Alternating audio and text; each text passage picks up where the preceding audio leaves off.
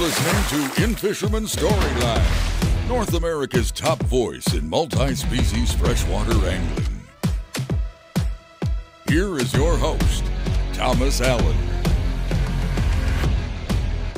All right. Hey, welcome to another edition of In-Fisherman Storyline. And hey, we're on the road again. This is a road trip edition. If you remember back a few episodes, we have created little buckets, if you will, of different destinations and different directions that we want this to go. And we got a special one for you today. We're in Northwest Ontario, east of Kenora. About how far are we east of Kenora? An hour? About an hour. About an hour. And we're at Andy Meyer's Lodge. And I got three special guests tonight, and we're going to get some stories. We're going to hear about Eagle Lake. We're going to hear about muskies. We're going to hear about everything else that is swimming in this lake, and probably dig into a little bit of history.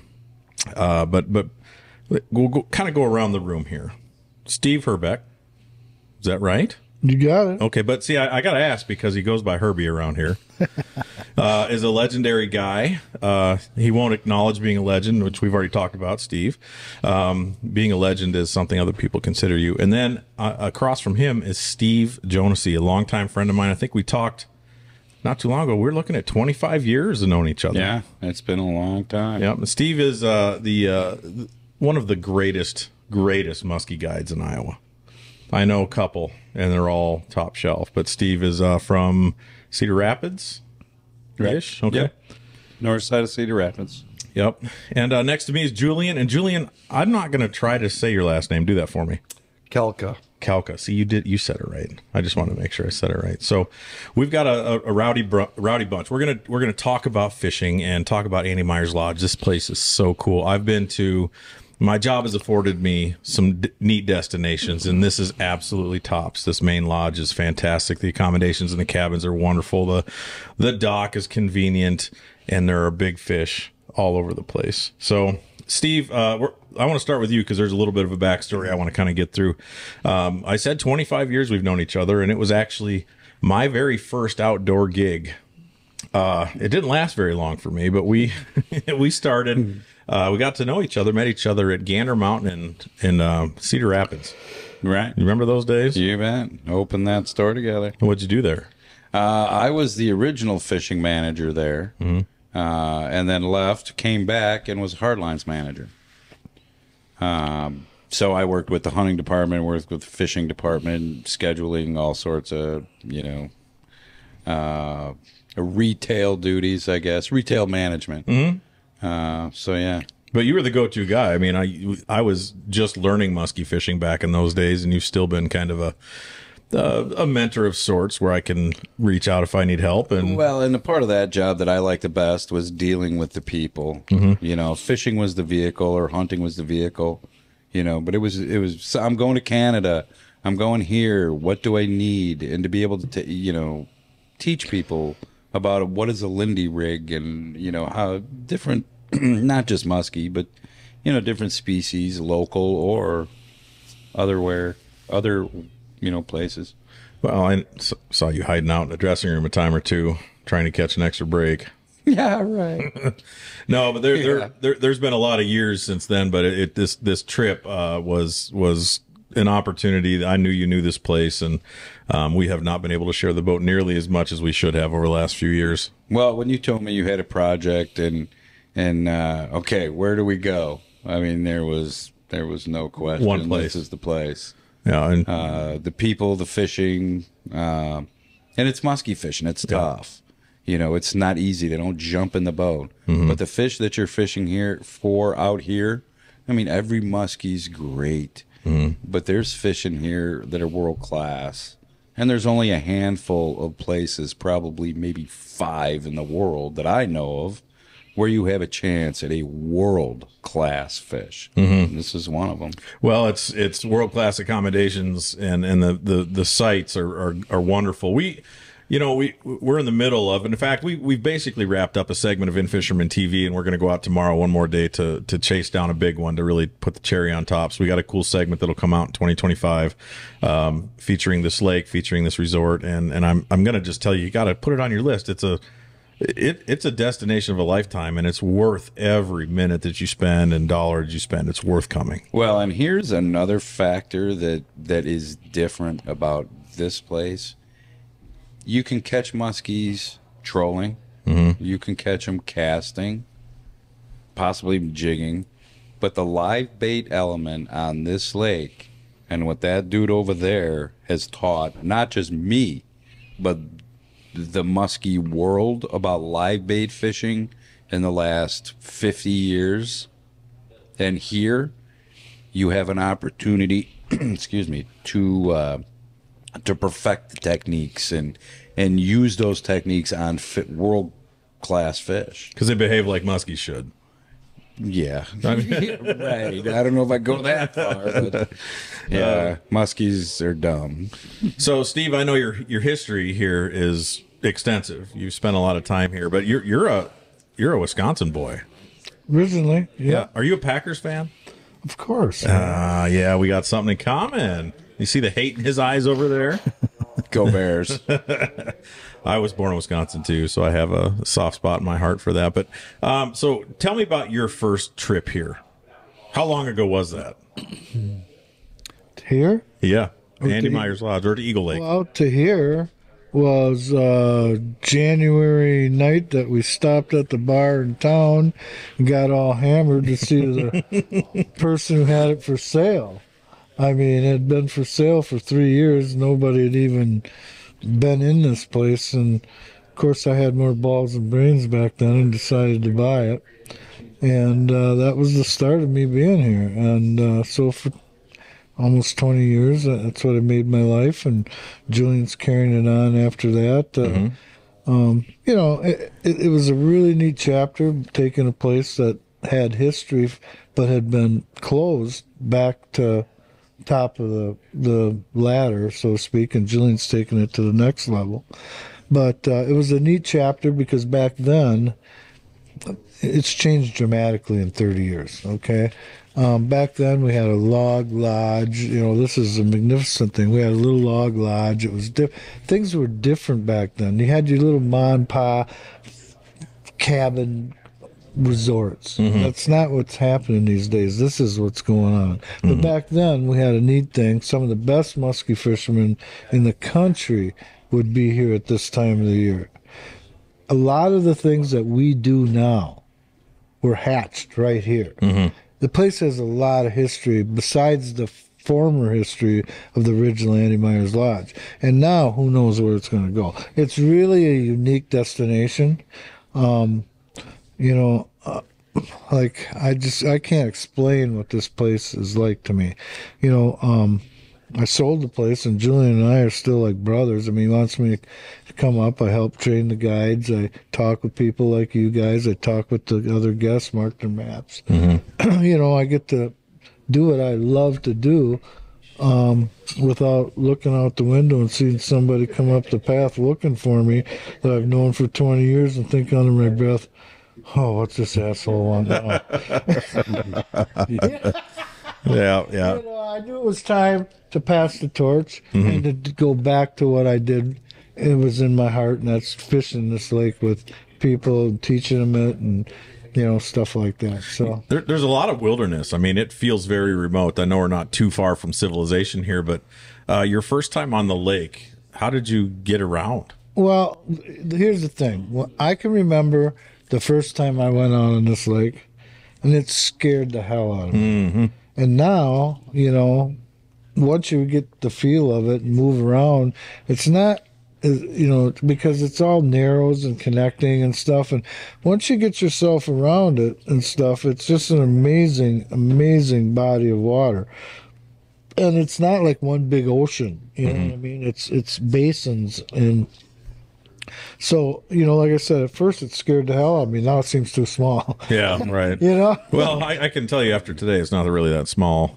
We spent 2.5 hours running the boat to get to where we needed to go, but just to be able to see it end to end. And honestly, like, I wouldn't have traded that. I think it was, for my first experience here, to be able to see that much of the lake, it gives you an appreciation for what it is and how like extensive it is. You know, from one end of the lake to the other, it's like 5 different ecosystems. So you don't even put your boat on the trailer to go see something different. It's all here.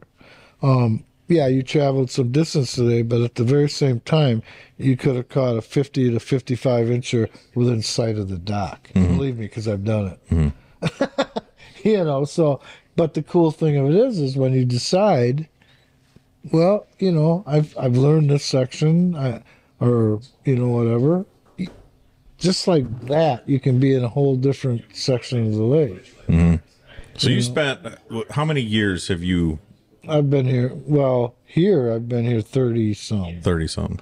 But on the lake, over 40. Wow. You know, me and my dad used to always come up, you know, guided in northern Wisconsin, and the only time I could ever fish with my dad was to take a vacation and get the heck away, because I have a hard problem with saying no. Yeah. You know what I'm saying? So we always came to Eagle Lake, you know, and, you know, the numbers of huge fish here that we encountered is really amazing. And the only thing I've seen different in the last 30 years is not only are the big fish still here, but the numbers have increased to where action possibilities of 35 to 48 inches versus just thinking I'm here.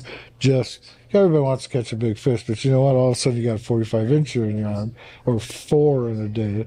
It's pretty big fish, you know. And you really do have the chance. I mean, Steve, you said this yesterday, like you cast all day till your shoulders are about to come out of their socket, but you know that there's one cast, your life could change. Yeah, that's all it takes. I mean, that one figure eight, you make that L at the boat, and that fish had been tracking that thing, and next thing you know, it's a 5-gallon bucket coming up. Fish of your lifetime, biggest fish you ever seen in your life. Well, that's what I always tell people, you know, every day.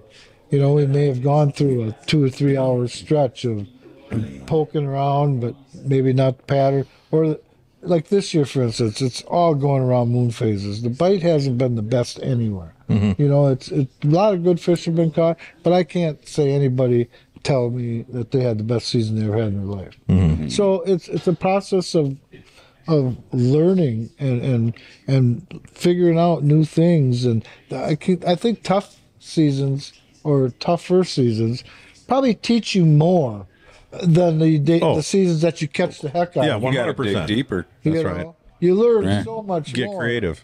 You Think. know? Yeah. Think. Yeah. So, Julian, I got some questions for you, too. You've been dealing with this guy for a long time. He said you were like brothers, but he's probably more like your dad, if you want to be honest. Yeah, he's keeping us young, but He is like a dad. Yeah. I mean, I've known Steve. I'm not a legend like Steve by any means. I mean, guys like Jonesy, Steve, your Spence Petros, like all you guys that. I was just an Eagle River boy at the Dream that wanted to buy a camp. I love making people happy. I worked hard to get here. I love to fish. I guided. I consider myself a good fishing. Sometimes my mouth makes it better with the guests. Oh, but, yeah. no one needs to know that. But knowing that, I mean, Nobody but everybody. yeah. But I've known Steve in the industry for years, and I think when I purchased this, that was the final saying. I wanted to be on Eagle Lake. I loved starting from the dock, guiding, and seeing every level of it. I know it takes a lot of hard work. And at the end of the day, I felt that Steve, there's a lot of great places, don't get me wrong. But getting back to the history, Andy Myers, knowing what Steve had here, it was kind of like what I seen, and then how can I make it a little better? Take everything like he kind of brought in the fishing world aspect of it. Like top of the line, you're going to learn, like Jonesy said, the guy's a legend where we learned to suck by it. I've learned more through him in 13 years that I didn't know. But I felt like to give people back of what listening to people like Steve said, the old lodge, the changes now with boats. I remember when I guided, if you were in an 18-footer with a 50, no trolling motor, Right. you were like, you should hear my mouth back then. Oh, You yeah. were like Superman. You own the lake. Oh, Kristen, when Kristen and I pulled in, we were like, wow, look at all these Crestliner trailers. I mean, they're like legit boats, and they are. I mean, you were set up to go fishing. Right. And so I think, that being said, Steve built the fishing aspect of the plate. Like, you know, you had it all, the feedback, the learning, the educating, the guides, the everything that comes with fishing. I took it to the level, what can the accommodations and everything else that puts the full package together. You already had it here, and that's what I'm good at. And I think we just taken it to that next level. Totally. I wasn't here prior, but I mean, you walk in the door and you're greeting us at the door and showing you around, introducing you to people, and it's like you're immediately welcome. And I mean, you know, I've been to a lot of places where you kind of show up and fend for yourself, and there's probably a time and a place for that. But here, you walking in and you're already a part of the group, and it's I find that extremely just comforting and welcoming. You know? Yeah, and to me, that's a huge point. Exactly what you just mentioned. Not only are you going to walk in and get fishing, but you feel like family. I want you to feel like family when you're here the whole time. I'm sure other places they want you to, but I take great pride in knowing that when you come here, it almost makes you feel like, even if it's your first time walking through the doors, when you leave in 6 days, you felt like you've been here 13 years. Yeah. You know, I've got a buddy back home who was here, probably 10 years ago or so, 10, 12 years ago. And he still talks about that experience here. And you know what he talks about? The welcoming aspect, but the fishing piece. These guys were new to the lake, fairly new to muskie fishing. They're talking about Herbie getting up on the pool table and showing how to execute a proper figure eight. Yep. Going out with Rob Manti and learning this. And I mean, he still talks about it. Yep. You know, it's one of my best friends, and we get out fishing, well, when we can. He's from Cedar Rapids. But yeah, still talks about that. And that's what this place, you know, what's different, you know. Well, luckily I'm short enough I can get on the pool table. That would show how to do a figure eight. Well, I can imagine that. That's a perfect way to do it. There's no way I'm standing on a pool table. So, Julian, I want you to unpack something for me. I love origin stories, and that's really what I'm striving for here. You said you had a dream to own a fishing lodge. Yeah. Where did that come from? When I started, I was like any other kid. And you're looking for, whether you work at a Boston Pizza, McDonald's, you're looking for work. Felt I was raised as a worker. You worked hard to get to where you're at.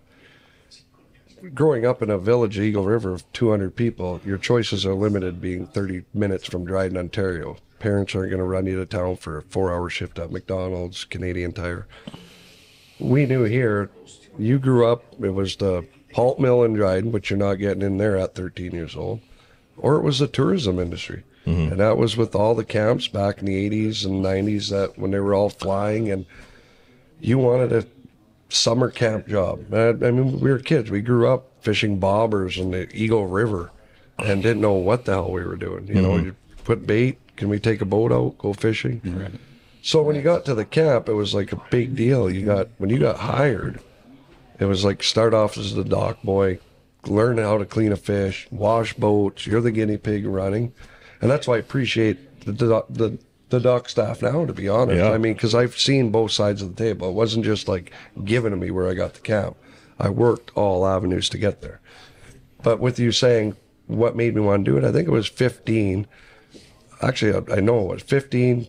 I looked out the window. We were living on top of the boathouse at North Shore Lodge at that time. And nice clear night. You're making money. I loved the people, loved the fish. And it was just something that told me I knew I'm not going to be a doctor, a lawyer. I was going to get through school, high school, but I knew myself I wasn't going any. I wanted to buy a camp. I thought, this is the life for me. You're dealing with people fishing. I need a lodge like this. You needed a life, not a job. That's right. Right. That's a big difference. You know, and it isn't a job where you just walk away. Like I tell people, I don't leave here. When do you see me leave? I don't. Unless there's an emergency. You're basically, when you buy these places, Steve knows it. Like you said, his heart was in it. 19 years, I'm going on year 13 next year. You marry these places, but you don't buy a camp just to say you're a camp owner. You have to love the business and love people. Oh, and I think that's what I did. Camp and you're gonna fish all the time. Yeah, it's gonna be the best. Yeah, when I laugh like hell when I hear somebody say, "Oh yeah, when I retire, I'm going to buy a resort." Yeah, right.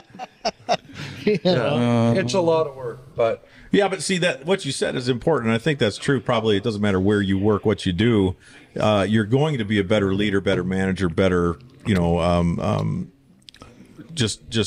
manager in general if you have done all the positions. If you understand what it means to, tie a boat up correctly and repair a broken pipe and rewire an outlet. Like if you can do all that, that's just more tools in your belt. it is. But I think having the side where I come from, where I started at that level, I think more than just even fixing cabins, on a business like this, you need a good staff. Mm-hmm.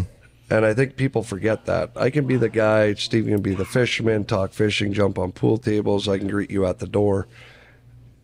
And we're kind of a face, but if you don't have the right people and the places to help you grow it and make it what it has become, you got nothing. So when I see dockhands having a bad day, a guide having a bad day, right down, I don't waitress. I did cook lasagna the other night. Oh, it was good. I gotta say, I can do Delicious. Yes. Kudos. So that being said, you can relate to every department, Right. and that's where I go back on a bad day. If you do have a grumpy guest or their boat broke, there's no one wants to see you go out with a bad battery. It Or can somebody happen. makes you sit down and do a podcast. Or this.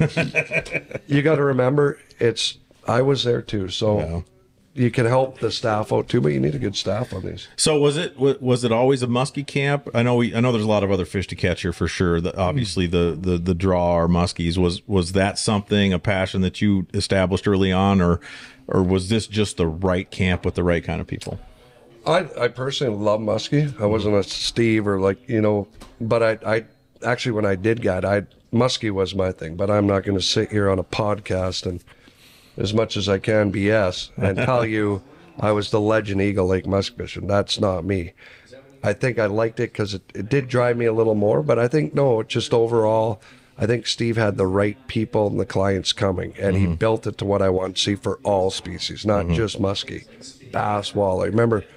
Actually, got to remember, it's really about the only system in Northwest Ontario that has all species. You got lake trout, you got walleyes, you got northerns, you got muskies. You got And trophies, trophies you got of every all species. 5 major species, and trophies of them all, not just present. Right. They're Big smallmouth too. I saw. they're in big fishable numbers. So no matter what your gig is, it's here. It's here.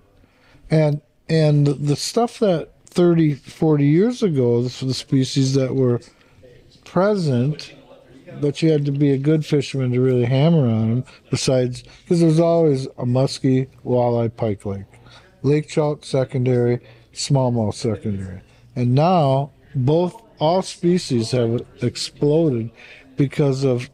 One thing you got to understand is Andy Myers was always a leader on this lake. When 40 years ago, when it came to walleye fishing, this lake was known as the Dead Sea. Right now, it's in the top 3 of all walleye fisheries in Ontario. So kudos to the MNR for one of the good things they've done in the past 20 years is they instilled a night fishing ban, which saved a lot of your huge big walleyes that were suspended in the main basins during the summer months, and people would go out and troll after dark for them with big repellers and stuff, and there was no slot limit, there was no numbers limit, or there was 6 fish, so you would have 20, 30 boats out in that basin catching 7 to 12 pounders every night. So the resort owners, kudos to them, started a organization that had a reflection and a relationship with the MNR. They installed the only night ban in all that I know of anywhere in the fishing industry. Okay, then this was the first lake they put a first slot limit on, 18 to 22 and a half has to go back.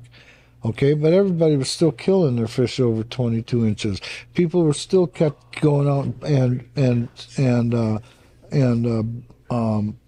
nest fishing big smallmouths, hammering 5 and 6 pound limits, so on and so forth. So the first thing Andy Myers Lodge did was put mandatory unless a fish died, any fish over the slot, any walleye over 22.8, any northern over, what was it, 35 and a half or something, 54-inch size limit on muskie we helped get through, and the only way a fish over 54 inches would get killed is if it accidentally died or was a potential world record.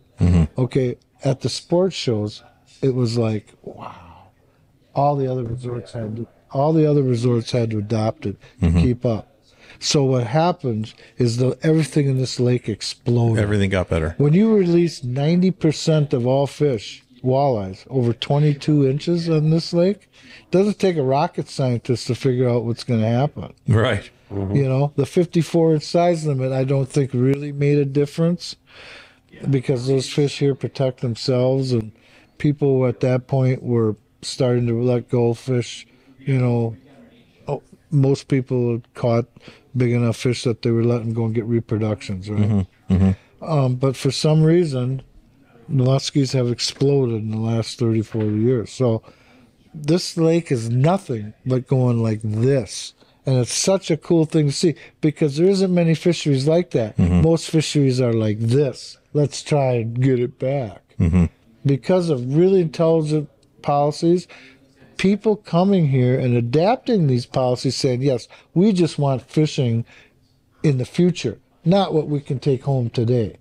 It made a huge difference, and all the resort owners kind of collectively adopting that policy is what's made this lake unlike any other lake. And the future potential is just, you know, there's not even a horizon. There's no ceiling.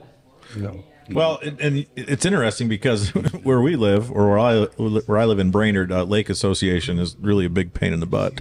Yeah. But this is the kind of thing that's really encouraging to the promotion of conservation, understanding that, you know, the larger species. Steve, you talked about this today, have run the gauntlet, right? They're survivors as it is, and any species deserves their freedom. You know, in Iowa, when we've got a 40-inch legal limit, they say that they stock the fish to create trophy fisheries.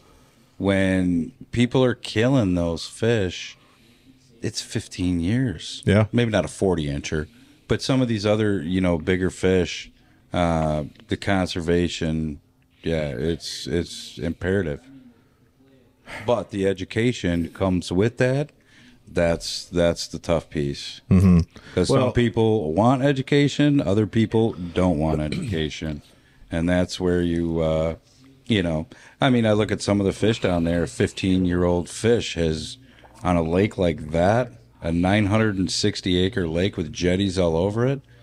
That fish has survived and been through a lot. Well, they do the same thing here. It's just it's a different type of environment, so that you want those genetics to be passed on to future year classes. That's a no-brainer. We've talked about that on every type of fishing platform for years. And but that's what's so cool here. You're doing something special. It's all the same. Always will be the same. There's no stocking messing up genetics. Yeah. This is all natural reproducing stuff. So you got to take care of it. As fishermen become more, you know, the electronics, as they become more adept at what to do, even beginners within a year can be as good as some people are after 20 years, just because of all the information available and all the electronics and stuff. You got to remember, no matter how much you take care of fish, there's a delayed mortality. There's a mortality percentage, whether you release every fish or not. So it's this whole deal of what we're talking about with possession limits, size limits, and realizing that, hey, let's have shore lunches. We don't care what we take back home. We love it here. This is what we're catching fish like crazy, catching 100 walleyes a day. Well, we don't need to take a whole ice chest full of them home. Yep. We have a couple shore lunches each day. You know, we have the guides bring up half of our limit, and we have them with cocktails before supper, fry them up here in the fish shack. You know, that's what this whole thing is about. You know, that's what saves fisheries these days, not how many can we catch because of electronics and stuff now and keep. I think that's a generational thing, and I do think that as today's youth are becoming more invested in fishing and hunting too, they're finding value in making sure there's something for tomorrow. It makes good sense, and that's an education thing that you guys can pass on here. That's really important, and that's kind of my next point. Is Steve, you mentioned it earlier. A little backstory here. I met my wife 22 years ago and found out her family had a lake cabin in central Minnesota, and it was an immediate proposal. It was like, please marry me. Throw her in the live well. and to her chagrin, she said yes. But I found several bass fisheries in that part of the state that were just astronomical. They were of the best fishing I've ever had, and it gave me an opportunity to go out and try all these different presentations that I was unfamiliar with or was developing an understanding of, and it was a proving ground, right? The fish acted the way they needed to. I was able to catch them and move on to a different technique and master your craft. And you had kind of said that this is a good opportunity to get on musky water, big musky water, shield water, and master your craft. So, Steve and Julian, you both have, sat down with us, looked at a map and said, you guys need to try this. You need to do this, go here, do that. So you're not just invested in people having a good time. You're not invested in people only catching fish. To me, it seems you're invested in people going home with experience and I guess more talent, if you will, memories, but understanding muskies a little better and fishing in general. Yeah, and I tell all the guests that come here. At the end of the day, when you book here, I don't want you just to, obviously we want you to catch fish. Hopefully you catch your personal best. As Steve mentioned, getting back to that reason before of why I bought it is what he mentioned. This is world-class waters for 5 major species. Mm-hmm. That being said, when we get people here, the guides that Steve a lot had trained, new ones like my son that coming up, the days of him jumping on a pool table, I think all these guides are so good now. You have the education from these guides in the boat. Mm-hmm. And it's not just marking a map. They're not just there to drive, eat an apple, pull up to a spot, say, look at the bald eagle, drop your line. They actually teach you different techniques. So when you go home, hopefully you're a better fisherman. Some of the techniques we use different on Eagle Lake on these waters. I hear it lots. People are like, I'm going to try that back at home on my lake I fish. What you said, Jonesy, earlier about the Lindy rig. When, teaching people at Cabela's and that, of learning how to use that. So it goes without saying, I think a lot of our guys are good educators now. Well, it is very handy when a guide wants you to do well, and I've been in situations where that's not always the case. And like I said, when you walk in here, it's like an immediate just release of pressure. You're comfortable, everybody's happy, shaking hands, and I think that's a great environment. And speaking of environments, why don't you kind of give us a oral rendition of the facility here, the cabins, the boathouse, the docks, the main lodge. Talk a little bit about what went into getting this place where it's at.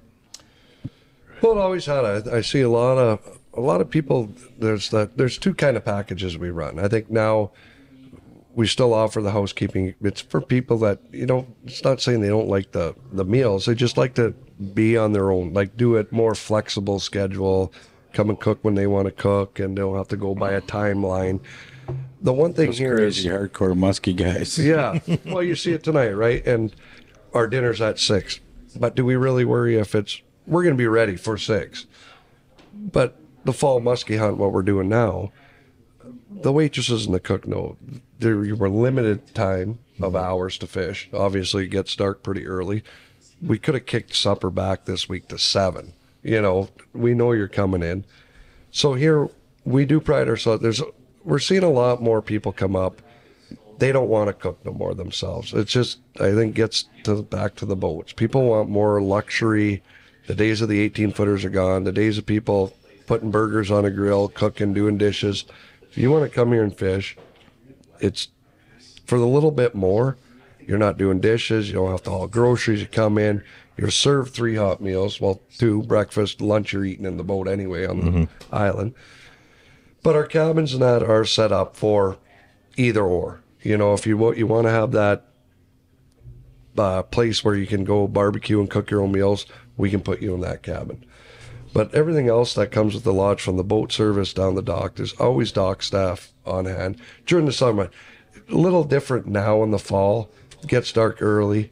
You lose a lot of your student workers because you got college, you got high school, you got sports.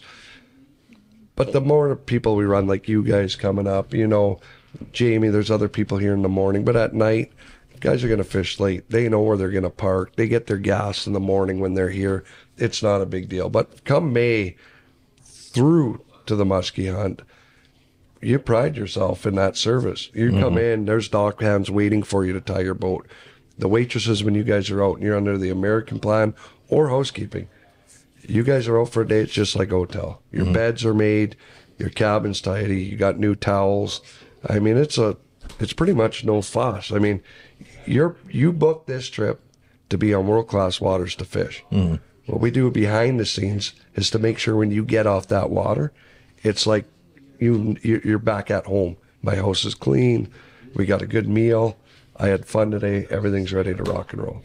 And I also like when you come back at night, you get done with dinner, get done wrapping up a podcast. There's a lot of freaking laughing going on in here. And that's one of the best things. I mean, it doesn't matter if between the hours of bed and fishing, like there's fun being had here. Well, we can hear Herbie's laugh all the way in Wisconsin. Jones just nailed it when he's not even here. But it is. It's a laughter and a story shared. And I think now it's just become, we have so many repeats, a lot of referrals. I think our name's out there, what Steven mentioned, not only the accommodations and us here that make it happen, the lake sells itself. But I think people found us somewhere, whether it's the Google or doing these podcasts, they know you're going to have a good time. Yeah. And I think you're getting educated at that table after dinner. Yeah. When you're sitting around one-on-one with a guy like Herbie, he's always around, I'm here, guides stay after.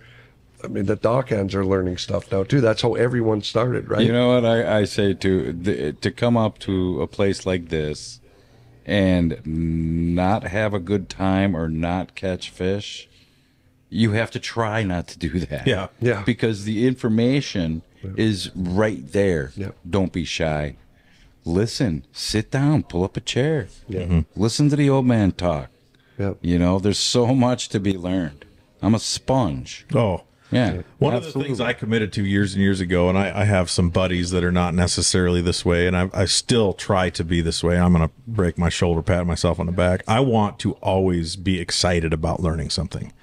And it coming to a new lake, yeah, I've wanted to come to Andy Myers since I learned about muskies and learned about this place. So this is a bucket list you helped me cross off, Julian. That's a good thing. Cool. But I want to go home with more than pictures of fish. Right. I want to go home with new friendships and acquaintances and good conversations, but also be like, God, you know what? Jonesi taught me something today. He's always teaching me something. He's a legend. Yep. He doesn't admit it, but he's a legend. No. But see, He is. That Steve is. so Well, you Still know, hold. people, I think as I move forward, and I have people I fished with for many, many years. Some people I get new every year, but for the most part, a lot of people that are very close to me. You get closer to them. You have some, You develop relationships. well, and you have some reflections during the day or whatever, But you start to realize that even when you're on the best waters in the world, there's still more to fishing than just catching a fish these days. That's right. 100% agree with that, Steve. Amen. And I mean, and seriously, Have fun, and the fish will and come. seriously, the whole package, the whole thing, then the fish are extra. Come have the Andy Myers experience because it's extensive. Yeah. I want to shift gears a little bit here. The first question I have, who in the hell is Andy Myers? Can I get another drink?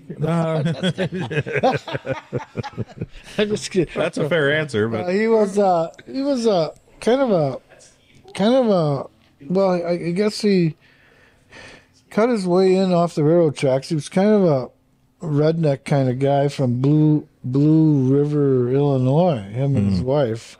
I actually got to meet Mrs. Myers. She came up just before she died and sat on the front porches and told us stories that you wouldn't believe. But I don't think he first came up here. He was like one of the guys heading for California, the gold rush. Back in the late in the 30s, gold was discovered around here, and he thought he was going to make $1 million being a gold miner, and he came up on the railroad tracks. There's actually a book, and I had it in my hands once, and was so busy at that time. I thought, well, it's always going to be fun.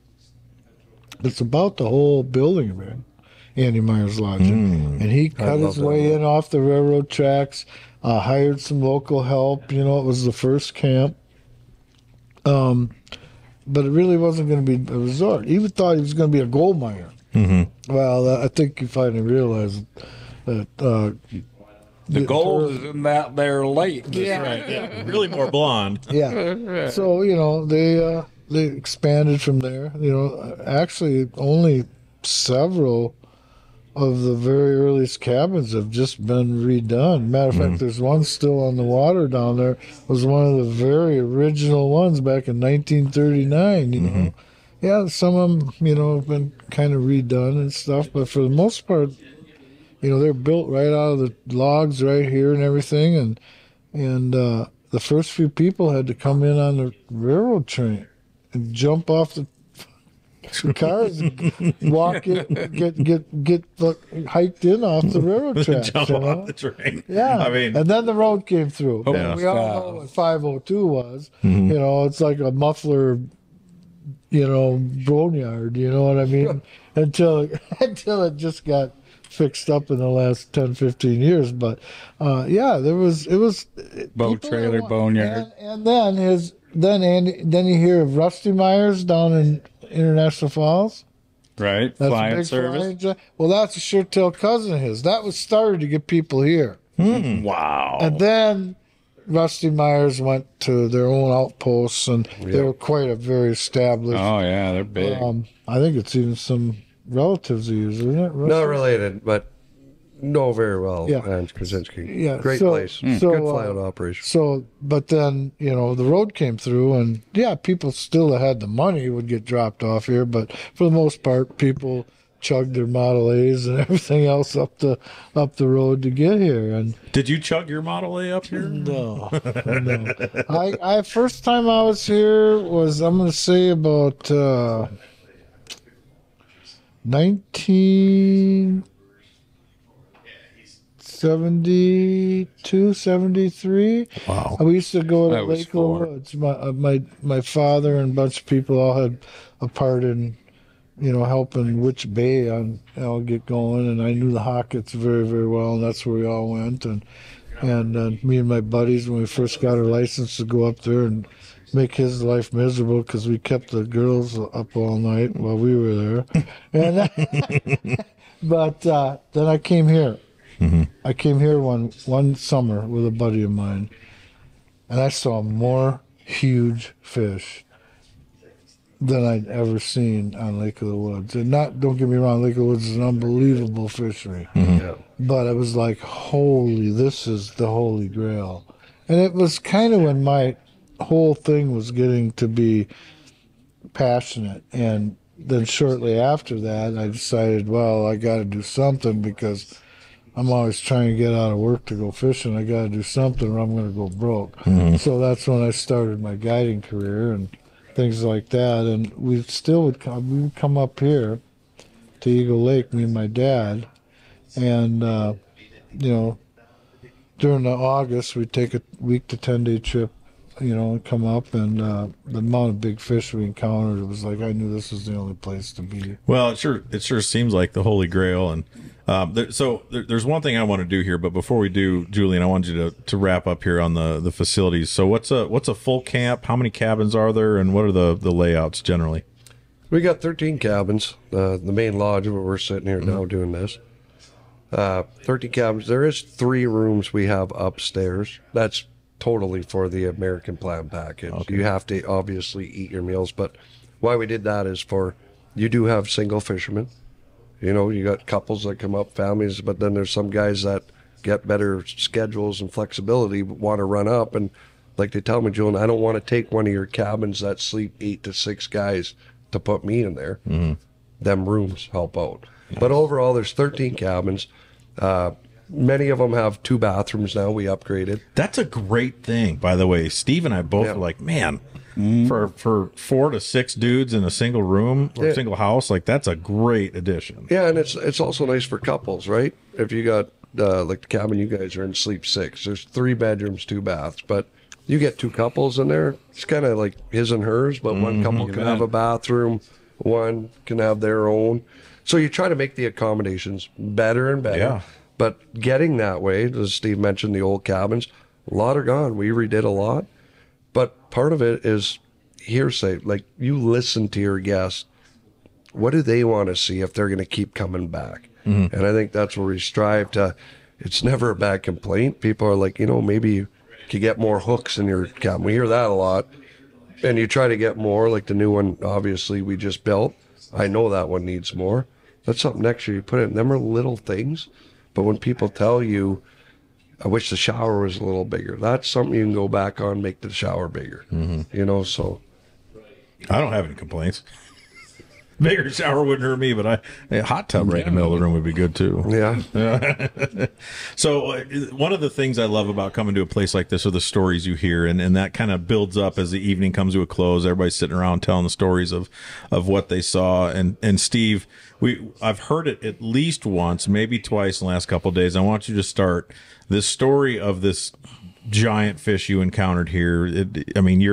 You almost couldn't tell the story because of it still burns a hole in your heart to Which think about. One? Well, the line breaking one. No. But or just one that, tell them both. I want anybody that's driving down the road right now that's downloaded this podcast and wants to listen to it, this will be incomplete without a few stories like this. So give me a heartbreak story and then give me a championship story. And you're next. Geez. Oh man, heartbreak story. I mean, just losing any fish is a heartbreak story. But a couple years ago, I had one that we lost. It was big fish, probably been my biggest fish. But the silver lining, I mean, and that's okay. Here's the day. We went out in the morning with this gentleman over here. First spot we go to, and it's kind of rolling, it's kind of nasty. We get a double. Quinn loses his. I ended up getting the fish. We didn't put it on the board. Crazy cool. Nice fish. Go fish, couple other spots, and we go to this other spot, and sucker rod goes. Get the sucker rod, set the hook, fish is bulldogging it. I mean, it brought that sucker rod, that 8-foot glass rod, tip right back to the surface of the water. But we, and it happens. We had a mechanical failure. Those things happen. We know that. Yep. You do it long enough, you're going to have, whether it's a hook, a leader, something. So we kind of lick our wounds, finish fishing the spot. We go to the next spot, and this is a perfect example of the potential of this. Did you see how big this fish was that came off? Oh yeah, we saw it at boat side. It was probably 55 or better. Oh boy, yeah, it was big. So we finished that spot, kind of licking wounds. We get to the next spot, and it's rolling in there. Rolling, and it's a longer reef. Herbie's on the kicker. Quinn and I are chucking off the bow, and sucker rod goes. Quinn and I are literally arguing on the bow. This is the spot after losing the beast. So I'm like, oh, you take it, dude. He's like, no, you take it. No, you take it. So he takes it. I got the net. Fish comes up and rolls. Get it in the bag. It's 53. So potentially we could have had a 55 or better, whatever that fish was. God knows. And a 53 back to back. Oh, but the first spot of the day, we had a double. What? And this, that's the potential of this lake. But yeah, that one will haunt me for a while. But see that one had what I call silver dollar eyes. Yes. That logo on that In-Fisherman logo on your head, right, Meow? Those eyes were on that fish yeah, I did. He did sit me. I went there. He did. Yeah. Okay, we're doing that all day. They're as big as that, logo, man. Seriously, that fish was. I don't like. Nobody likes losing fish, but She was green too. Those stories are just. And I know that you have more and more from your travels as a muskie nut, and we may get another one here. But Julian, you do get some time to go fishing. Absolutely. Please tell me you get the slime on your hands as often as possible. Yeah, I'd be lying right now, though, if I said I caught one in probably 2 years. I don't think I personally caught one myself or felt a fish on, besides a walleye, a muskie on the end of the line. I think I've got more into watching the thrill of other people catch it. Now, I know you'll have some guides listening and say, well, that's why wouldn't you throw? It's not like I can't throw and want to throw. And maybe I should more, when there's three baits better than one. But if I have a father and a son, a husband and wife, or two buddies or three buddies, and I'm guiding, and we're muskie fishing, I want them to catch the fish. I know a fourth bait through, and you know how that works. See, you could be, I've had it before where fourth bait catches a lot. You're always switching the front guy. But until I see that, and there's giants. I'm not saying a 53 or 52 and that aren't a giant, but I mean, my personal best is only 52 and a half out of all the years fishing it. Now, getting the story like where you say what you see and it's way bigger. If I see that, I'm going to start casting. I tell my guests that all the time. And even when we say 50, I want them to, I have just as much fun running the boat, making sure boat control is proper, and seeing them, their eyes light up and be like, oh, I got one coming. Or you're yelling at them, being like, get ready, you got one coming. They see it, and that's when they freeze. And that's why I guide. Yeah. I don't guide to catch fish. I mean, people say, oh, you got to throw too. And I understand it. If we're trying to figure out a pattern, there's times. Right. But I don't want to catch fish. I've gotten to the point almost where I like netting them better than... It's fun, isn't it? It is. It is. I mean, sucker's different, like this time of year, but every really time that rod goes. There's something special about getting to a point in your career as an outdoorsman that you're satisfied, right? Yeah. You've done well, you've had some experiences, but then the value of what you see other people just get thrilled about, it's hard to put a price on that. You can't put what Herbie said earlier, that the fish, you get to the point where the fish are almost secondary. Right. Mm-hmm. Yeah.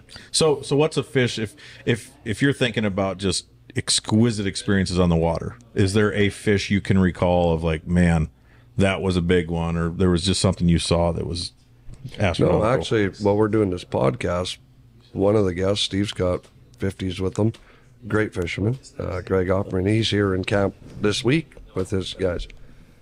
I've actually watched him, and if he jumped on here to admit it, he knows that I know it. When you see a fish, like Jones was saying, you see 53, they're big fish. 54 is a big fish. I personally got the luxury of measuring Steve's own son, Danny's, 2 years ago when it was a true legit on the board, 55 and a half. I mean, they're beasts. Like, a big fish. The one he had that come up, he knows it. I mean, I could take my 2 feet and walk his back. I've seen 53s. I've seen 55 and a halves in the net. And I go back to the day when Danny actually did get his guest that big one. And the whole time in my mind on such a beautiful fish, and it's huge, like, that's what they look like. That other one was a lot. Well, put it this way. I remember, because actually my wife happened to be in the boat, and my son, and one of my other guides, Riley. So there's like 8 of us in Danny's boat. We're all like, okay, it's a bump board 55 and a half. Like, people can call that's a big fish. The whole time, without wanting to take away from that. And that's a legit 55 and a half. Beast. If that was 55 and a half, and when you're releasing it, remember, fish get bigger in the water, right? Like, they're hard, they're magnified. But when you're releasing it, and the back on this thing is, it's a giant. But I thought to myself, going back without being that one to tell stories and lies and say it's 64 inch, no. But if that was 55 and a half, I mean, all fishermen BS, whatever. If I would say, okay, on your kid's life, like, man, you got to put a number, then I would probably truly say 57, 58, like a giant. Nah. A giant. My brother... Were you fishing when you saw that fish? I was fishing. It come up, actually, we pulled up spot, was, again, no prime conditions. Hot, flat, 90 degrees, calm. Big fish spot. It come on I think it was a red bucktail I remember with a copper blade, red with a little bit of bronze in it. And it was literally time it hit the water, come off. I couldn't even talk. I couldn't even tell Greg like it's coming. He's seen it, I seen it, but it's one of them that just freezes you. You can't even, because I'm looking at like I could walk this back like big fish. You almost can't believe it. You can't. But Somebody told me years ago, they're like, oh, 52 is only 2 inches longer than a 50. And this was back in the Mille Lacs days when we were catching, 50-inch fish pretty regular. And I was like, no, man, it's 2 inches bigger everywhere. I mean, it's That's a great way to put and then that. when you go 54, 56, yeah, I mean, and if you ask, well, how many do you see? And Steve They're can test better. I mean, Joan, you're a great fisherman. Steve's a lot. You guys probably better than me in the boat, but I live up here and fish. When you see them fish, they are freaks. Like anyone that tells you you're seeing them every day, no, you're not. The problem is you never see them again. they're ghosts. And then it's cold sweats, nightmares. You go back every day for a month. Those fish are just cruisers. They stop at a spot, tease your life to hell, but that really keep you going. That Castleman study years ago about that fish out here, and the article was in In-Fisherman, that they tagged some fish, and this 40... Larry was here the whole time. Cost him his marriage. Yeah. I mean, he was here for 2 years running this transmitters and stuff. Listen to this, what was so cool about that. 53-inch 40-pounder. Yeah, and I fish the spot every day. But, what was really cool is they had the transmitters in it, so it's like, it's right there, right? They threw at like fish for 2 years where they knew where they were within 5 feet. They caught 3. So what's that tell you when we see fish Yep. in the course of a day hitting all these spots? How many fish are there really? How many are not even realize are there? Well, you answered my question, Steve. What I was getting at when you said that is ask me how many times I've seen a fish. Think of how many times, like you, Jonesy, myself back in the day when I was getting Over 40 years, I've probably seen 4 fish Exactly. that people say they don't exist. Yeah. Bullshit. I've had 50-pounders in my arms, and I got fish that make them like, wow. But you never measured or weighed one that big, so it's still a guess, right? But it's like a experience that you can't hardly explain. Like I said, you lose sleep, you wake up at night, you go back forever, you never see it again. It's like, what's out there that we don't know about? Right. That's the mystique that attracts me to launch the boat. Yeah. So you've had numbers, and I mean this. I want to hear. Give me your knee shaker or a couple that you have. Like, tell me about that. There's got to be something. I'm gonna tell you something, and this is reality. Okay, I've caught a lot of big fish in my day. Okay, and I appreciate every one. But I'm gonna tell you what. Every person that gets in the boat with me out of here, whether they're guys I've fished with for 20 years and have caught big fish with me, or they're like that young boy right there that's going to go out with me tomorrow. A 40-incher makes me shake to where I can't hardly hold the pliers. And those are the ones that count. Yeah. Agreed. I can tell you stories upon stories of big fish, but it's just another story. It's another story, but... I mean, twice I've had biggest fish in the state of Wisconsin for the year. I had the biggest fish in North America, Canada, and the United States out of here, within sight of the dock. I can go on and on and on. But each individual day is what's important to me. Those are all cool, but that's what I do. No, I value that. I really do. Jump into that though, I kind of this, like how many I feel this lake will break it again, the next record. Well, you can say that, I mean, it's still a baby Huey. It's still like Abdul Karim Jabbar or something. You know what I mean? They don't get that big. That's why the limit's 54 inches. It's a freak of nature. But when you have a very high percentage of big genetic, especially the big males. What they found in that study that you talked about was that eagle had some of the biggest males that they ever encountered. They were 26-pound males. 47 to 49-inch males, where Right. most males in most lakes are 34 to 40 inches, you know. So I think, you know, that made that part of it has something to do with it. And it's just, you know, I just think that it could happen, but still, the number of fish that I've seen over 40 years that I believe are potential world class. I didn't say break the world record, but world class. And I consider that fish 60 pounds or better.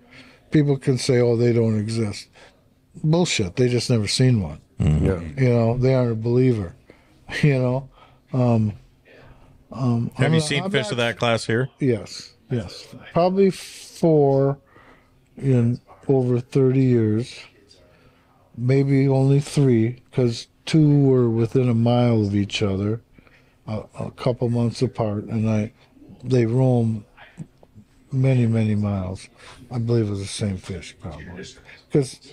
But I've seen them west. I've seen one here. I've seen them down in the central part of the say I've seen one in Portage. So are they these fish, one fish roaming, or is there actually the genetic capability of having? And I just think they're so different. The chances of catching them are, you know, look at St.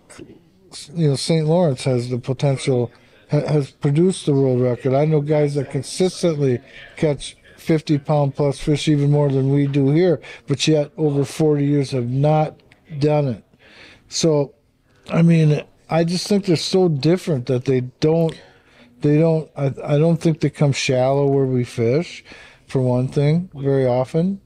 I think they're so constant roamers that we don't, and they don't come to where we fish a lot. They're freaks. And they have to eat a lot. And the baits that we're fishing, you know, I mean, they eat 10, 12, 15-pound fish for snacks. Right. You said something that I'm interested in just digging into a little bit. You said you saw one that was about a mile apart, timeline. Do you feel like those fish set up on a piece of structure like other fish, or is there something special about certain structural elements that generally hold big fish? Well, one thing I found, you know, and a lot of it can change from year to year because of wind direct.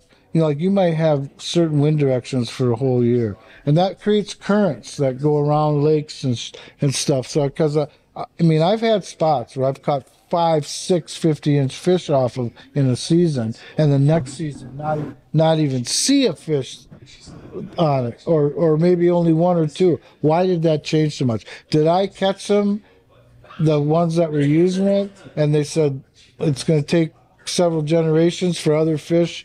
But what I believe the spots that they set up on, they don't live there. They're like the bar stool on the way home from work. They're on your recliner once you get home, after work, after you drove a 40-mile route. These fish do nothing but roam, and they got 8 or 10 spots. And this is what that transmitter study taught me. And many countless nights drinking whiskey with Larry Ramsell, you know, who to me knew so much more about what the fish actually do than many people. So I was a student of it because it intrigued me so much, because it's more than just throwing a black bucktail over a weed bed, you know, and going like this, right? There's a science to it. And these big fish, they always cruise the lakes. The bigger the basin, the more they move. Like in an 850-acre lake in northern Wisconsin, where I fish a lot, you see a fish on a spot. You can probably figure you're going to see that fish on a spot within that next couple days. Right. You take Eagle Lake, that fish might not be there for a week. because it's taking 12 to 15-mile lap and stopping at 3-4 others. But at that same time, you think you're fishing that spot for that fish. It's because it's in proximity of deep water or currents that stop the bait fish near it, that it can feed nearby. And it's like, this Good place to kick your feet up. this is my recliner after supper, right? Mm-hmm. So that proximity of this area makes it, great for other fish to stop there. That's why community spots can still be good here, because those fish don't live there. Mm-hmm. They stop there, and other fish stop there because it's in their migration routes. Mm-hmm. And so understanding that and how the wind creates different currents through the lakes, it has a lot to do with where you should be fishing or have the best chance at encountering a big fish on that given day. It's so much more than, it's just crazy. I like what you said, and each of you have said pretty well the same thing here, that, the fish are secondary, and the people really make the sport what it is, and being able to travel the country to fish in Venice, Louisiana, or, out east or here or anywhere, there's the relationships you make. I will not overshadow that. I'm not looking to overshadow that. There's still something about a fish that we all think might exist that's fabled, that I've not seen. The biggest fish I saw was in central Minnesota, and I know that I'm not even going to tell a story. Who cares? Like, we're not even on the same planet with that one. But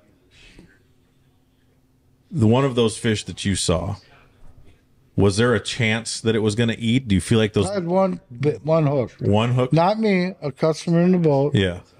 And it was a freak deal. It was a freak deal. He'd snagged up on a reef, and it was in the fall. It was like this next week probably, which I consider that second, third week of October. It's like the Holy Grail, that third week of October especially. For sure, everything's turned over, You got big fish, these white-gray ghosts showing up that have been deep all summer, all of a sudden on structure. It's a magical time, But anyway, you get fish like that going on all, this time of year. And I don't know, where was I going? I'm just curious. I guess what I was going to ask you is, do you think that the customer actually had a fish that Yeah. Okay, so he snagged up on a reef, my favorite bait. I couldn't lose it, you know what I'm saying? And I'm running a nice sucker, So I start easing up towards the rock, so he could get the bait out. And I knew I was going to snag, so I reeled up my sucker right to the end of the leader, so it's just swimming on the surface. Just swimming on the surface. Nice big sucker, swimming around. And luckily, as I sat the rod down, I punched the button. So it was still on clicker, right? As my boat was touching the front of the rock, and he's getting the bait out. It's a very fast break there. The back of the boat was still probably 10, 12 feet, but the front of the boat was starting to touch the rocks. And he's getting, I think it was probably a bulldog, I was getting it out. And I looked back, and this shovel head, it was like the bench on a picnic table. Yep. The bench seat on a picnic table. I've never heard that comparison before. It come out of nowhere, just like this, and just grab the sucker sideways right there in front of me, just a big shovel head, right? You had seen the head and a little bit of it had the whole bait perfect, right? And it just turned, and it started heading towards open water, and I gave it to him. I said, hit it! He hit it, and the drag slipped. Oh, no. And, the fish was so heavy. Yeah. I wouldn't have slipped on a 45, 48-pound fish, right? Fish is probably, it's one of them giants, It's 55 pounds, 60 pounds, I don't know. Maybe 65. I don't know. It's giant. Yeah. Biggest one I've seen. Its head looked just like this. You know what I mean? Even 40-pounders, their noses are pointed. When they go duck shovel head, that's a giant, right? That's a giant, Well, anyway, So it's heading out to the middle of the lake, and I said, put your thumb on the spool, hit him again. He puts his thumb on the spool, and he goes to hit him again. At that instant, the fish bolted. And his thumb went underneath between the spool and the bar and tore his thumb right off, fingernail right off. Oh. And the 40-pound big game, I had 40-pound big game, snapped like a rifle. And I could lift up logs with 40-pound big game. I use 50 trolling down the highway. You could lift up a half a tree, right? Yeah, it's like weed whacker cord. Thick. So it snapped. So through the whole week, I'd see him. And this guy's, he was Olympic shot putter, Olympic trial shot putter, and discus thrower. I seen him like pop 20-pound muskies like bass in tournaments. You know what I'm saying? You know, just horse them right in, right? And I kept coming up to him, I go, Steve, you all right? You all right? And he just kept looking at me, goes, with his gaze. And he'd go, that fish owned me. That fish owned me. and he never was okay. He was never okay. You kind of answered what I was going to. You kind of answered the question I was going to ask you is, are those fish that are that big still capable of intense speed? Oh, it's like, here's the thing. If you really watch muskies feed, like I've watched them in the different aquariums where they are, and they lay for days, like under a log, just not even moving. Bait fish are all around them. You know, all around them, within inches of them and that. And then all of a sudden, kind of come back to life. an eye starts wiggling, fin twitches, and they're on the other side of the aquarium, hiding in the corner, and the one in the middle wants to make sure it ain't the one on the outside, and she gets up and goes...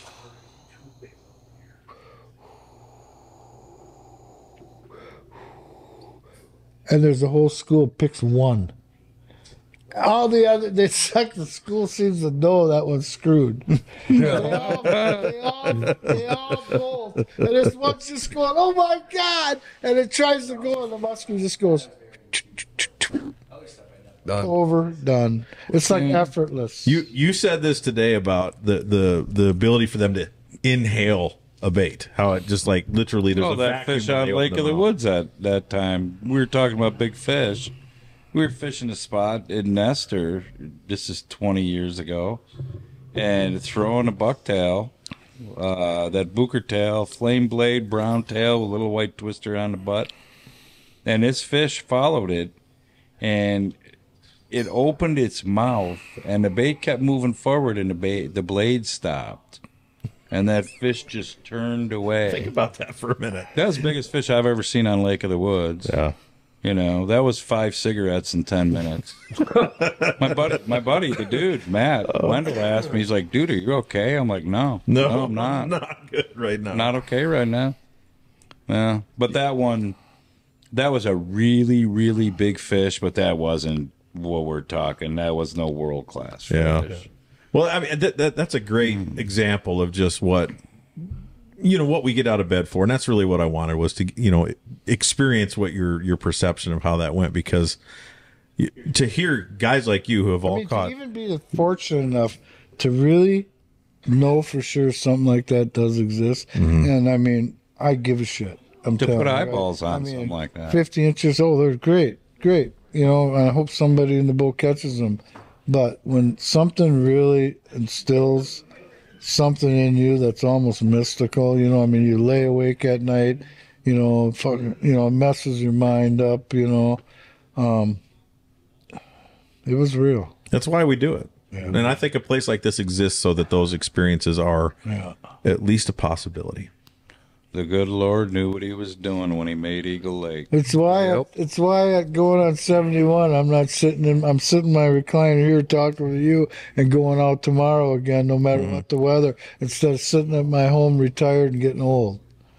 This is what keeps me going. Well, it's a good way to live, and I think sharing, they're really I'm going to continue to say this as long as I live. Every podcast, every time I sit down with somebody, is this experience, whether it's a deer stand, a turkey blind, a fish house on the ice, the muskie boat. These stories are so much better when you've got someone there to share it with. Yep, I agree with you. And having a place where you can come collectively as a group and you can stay up late, tell stories, laugh, and all of the great parts of fishing can happen here. And it does happen here. And the fish become secondary, just like you said today. You said it again tonight. And there's a story it's not Andy Meyer specific, but there's one thing I picked up on today, Steve, and I've known this about you, but this is a very cool representation of what it means to you, what it means to Julian, what it means to Steve. You have a replica on your wall at your house. Right. I didn't catch it. I know, but it still means a lot to you that you had someone there catch a fish, made their life as an angler, and that fish represents that experience to you as a guide. Oh, yeah. I mean, and that was the fish that Jody Doms caught on Mille Lacs back in 06.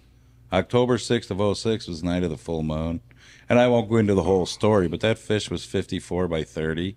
Wow. And, I mean, by the formulas, between 58 and 61 pounds, depending on the formula. That was, like Steve said, it was a mutant fish. Just an oddball mutant fish. But that replica, I came into the Minnesota show that year, and it was right around my birthday. And I walk into my booth on Friday, and Ricky Lax says his booth was right next to mine. He's like, "Happy birthday, man." And here's this replica in there. How about that? You know, so that replica, aside from that fish, that night, the experience, Jody, the relationships that have been developed and fostered through the years, and, you know, I mean, that fish was pretty, in my fishing career, that was, oh, yeah, that one kind of. A big one, but look what it paved the way to, and the relationships and the experiences and stories shared. That's what I want is these kinds of stories. This podcast the platform was created to get at the heart of what makes us get out of bed in the morning. Yeah. You know, I don't care if it's turkey hunting. I don't care if it's shooting quail or doves or ducks. My son loves duck hunting. I don't understand why. He'd be in heaven here, by the way. There are ducks everywhere. We've seen a lot today, actually. No, I was about ready to run into a rock reef with all the ones we were looking at. But, all right, so let's wrap this up here. But I do want a little bit of information, and you know, there's good stories to be told. You need to come up here and experience this if you want the full Herbie experience, and you want to get some of those stories. You might have to poke and prod, but he'll share them. He'll always share stories. Yeah. So talk a little bit about where people can find out more about Andy Meyer's Lodge. Our website, we have a great website. You go to www.andymeyerslodge.com. Our Facebook's explode. I mean, social media now, it's like this, right? People are going to sit here at night, and I hope whoever's listening tonight might be sitting there down the long highway driving a truck thinking, man, they got me intrigued now. Like, I might actually email or call or... Yes. But Facebook, we have over 53,000 followers alone on that. YouTube, you can go back to the days before I bought it when Herbie's sitting there on YouTube with Andy Myers and shows. Joan, you're on YouTube. I mean, it all connects to Andy Myers, like from these guys' fishing shows, John Gillespie, Waters and Woods. But the biggest thing, if you want to get a hold of me personally, email us, info@andymeyerslodge.com. That'll forward right to my personal email. There's a toll-free number, 1-888-727-5865. My cell number, 807-220-6330. Or fill out the form on the website. There's never a bad time to call. You hear it sometimes, how you don't answer your phone or you're late on an email. Yeah, I'll be honest, right on this podcast. Give him my number. Give Steve I don't have 5 secretaries in the office. And when you're running 70 people to 50 to 70, a team of 19 guides, a lot of moving parts. Yep. I'm probably the worst at that of all the owners. Maybe they're not busy. I'm busy where I can't just, I'm going to miss a call once in a while, but leave a voicemail. If you don't leave the voicemail, that goes against you either. That's right. If I don't return it after 30 days, it's something to be said. But if you don't leave it and say, well, I called, well, I can't read people's minds either. Shoot a text. I love text now. Not that I don't want to talk to people, but at least a text is like an email to me. Yeah, and I it's mean, quick. it literally is. You can go back on your conversation. You could set a quote and say, yeah, it's right here on text. But then you also can line up a call. Hey, are you traveling? A lot of people are busy like me too. They got jobs. Yeah. Julian, can you call me after 1 o'clock tonight? You know, let's set up a time. It's a lot faster than going in on email. Right. Last question for you, Herbie. I know that legacy is important to you. You've spent a lifetime building a place like this, and it's passed on to the next generation. Why, in a couple sentences, do people need to come experience Andy Meyer's Lodge? I think that there's a lot of great places. It's very hard to find a place that has the history that this place has. I think it's very hard. I mean, a lot of places have good service, but I've been to a lot of places. I knew my competition for years before I sold it. So I see what kind of services, what kind of money Julian's putting back in every year for people's satisfaction of their stay, where a lot of people aren't doing that these days. Mm-hmm. Okay. I think it all adds up to, plus an exploding fishery, to why would you want to go anyplace else? At least check it out. Yeah.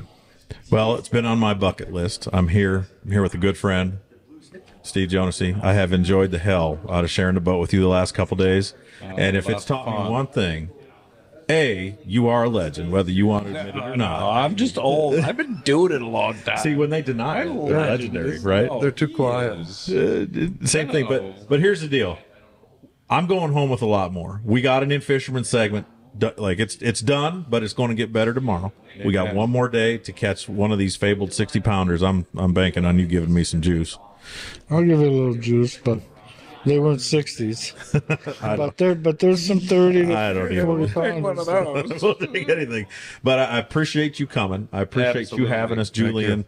I really appreciate, Steve, you giving me some time. I would love to do this again, because I would love to unpack that brain of yours and really dig into some stories. So, and I'd love to maybe get in the boat with you for a few days. We need to do that.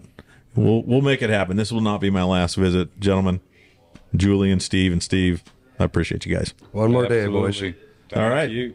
This has been another edition of In-Fisherman Storyline. This is Road Trips. Thanks for being here. We'll catch you on the next one.